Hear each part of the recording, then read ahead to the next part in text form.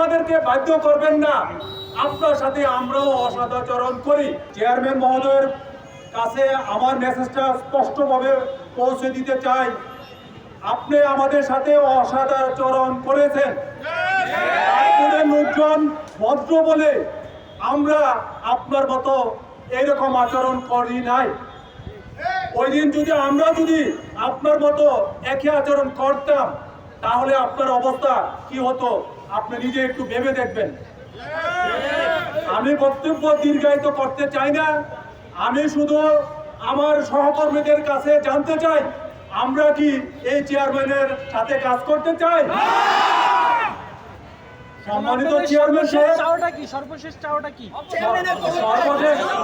Chairman সাহেব, আপনি নিশ্চয় বুঝতে পেরেছেন তাজপুরের কর্মকর্তা কর্মচারীরা আর এক মুহূর্ত আপনার সাথে কাজ করতে রাজি নয়।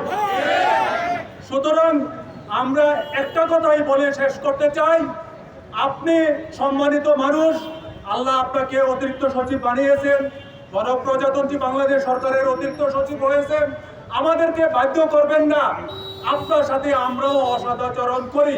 সুতরাং আপনি সম্মানের সাথে এসেছেন, আপনার সম্মানের সাথে চলে যান।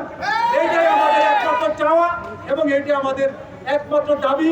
এবং যারা আমাদের নীতি নির্ধারণকারী আছে তাদের কাছে দাবি জানাই যে একজন চেয়ারম্যান মহোদয় কে আমাদের একজন প্রিন্সিপাল সাহেবের সাথে অথবা আমাদের মহাব্যবস্থাকের সাথে এই ধরনের অসদাচরণ করতে পারে কিনা।